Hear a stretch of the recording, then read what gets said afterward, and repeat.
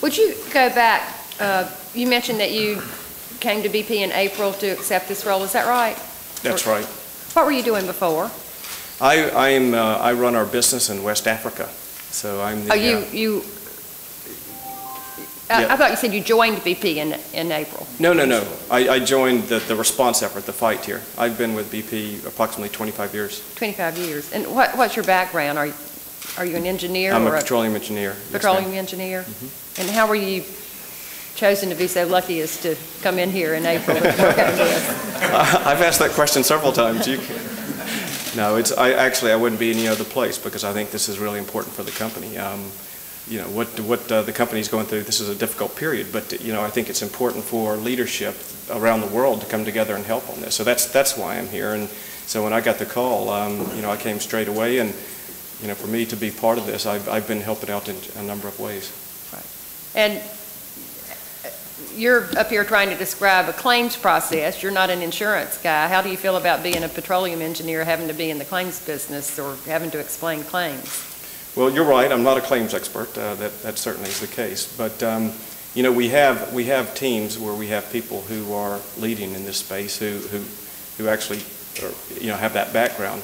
And you know, in the case of myself and other people doing similar roles, you know, our job is about management. It's about management to make sure that these processes are robust and to make sure that they're being done consistent with the goals that we've set out. So a big part of the roles that we have is really in leadership and management is to make sure that these things are being done well and done consistent with what we want and what the public want as well. Okay, and describe to me what the reporting structure is. How many people are in between you and the CEO, Mr. Hayward, for example? Okay. What's your reporting structure? So after you finish here today, who are you going to call? Who's your boss that you're going to call to hopefully tell what you did here today?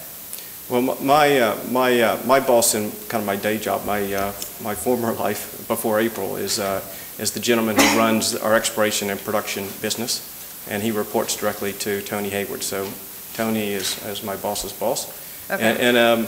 And in this situation, I'm actually reporting into, in this unique situation that we have, I'm actually reporting into Doug Suttles, okay, who's our COO of exploration. Who we've all gotten to know very well through television. Yes. Okay. So for this project, you're reporting to Mr. Suttles. That's correct.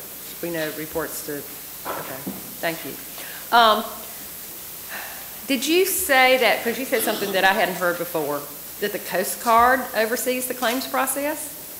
That's right. How this is supposed to be working? If we're not satisfied with how BP is handling it, it goes to the Coast Guard? The Coast Guard has oversight, yes, ma'am. Well, let me just express to you that your definition of speed and mine is two different things, because the process is entirely too slow.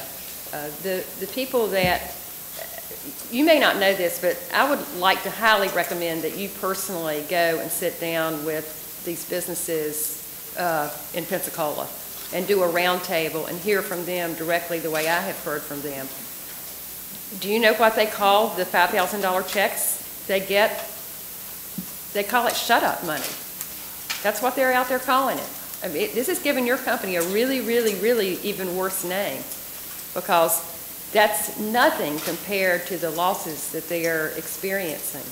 And they have people, and these are little bait and tackle shops and marinas and the canvas producer who hire people. They have people who've been working for them for years. And I'm getting the impression that you expect these business owners to fire all these people so then those people can go and collect their $5,000 of hush money. And that's just not the way it needs to be working.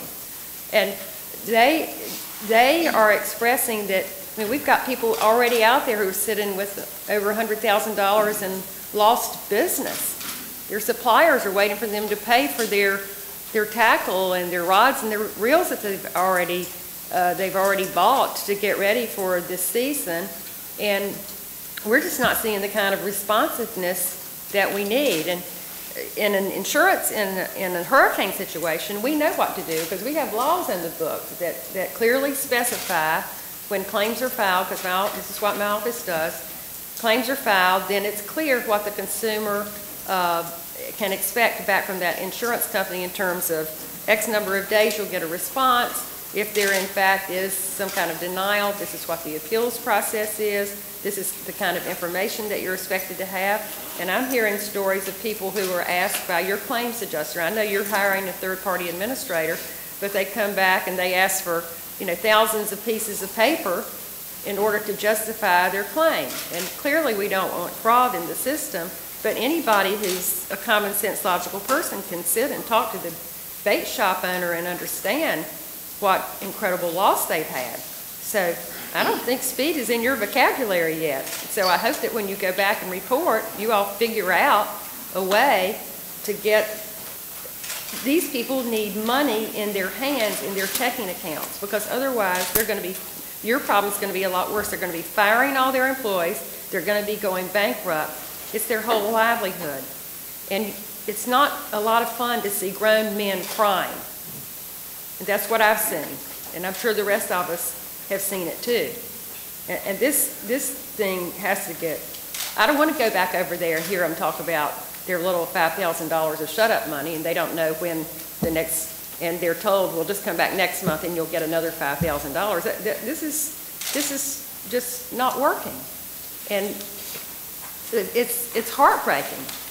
And what are you going to do about all the convenience store owners who have BP gas out, and people are just driving by? What are you telling your convenience store owners who carry your gas? Are you going to compensate them for that? You're right. The large businesses have cash flow issues just as much as small businesses, and that's why it's important for us to get interim payments to them. We've started with the small businesses. We've gotten them the interim payments, and we're going to get the interim payments out to the big businesses. Last night, for instance, we approved for a shrimp processor $420,000 to get money into that company's hands, just for this very reason, because they have employees, they have inventory, they have things that they have to pay, and they need to get money in their hands, and that's why it's important to get these interim payments out for these large companies as well, and that's exactly what we intend to do. Well, right now we are sending them to the Small Business Administration, who set up, thank you, Governor, the ability to apply for a Small Business Administration loan to carry them over, but that's taking 6 to 8 weeks for approvals. Unfortunately, you made the order for the bridge loan program that we have, but these people need cash in their checking accounts now so that they don't have to fire their employees, and they can pay their suppliers, and they can make their mortgage payment, and they can pay their bank loan. And my request would be that we get some kind of immediate response as to how you've changed the definition of the word speed. Thank you.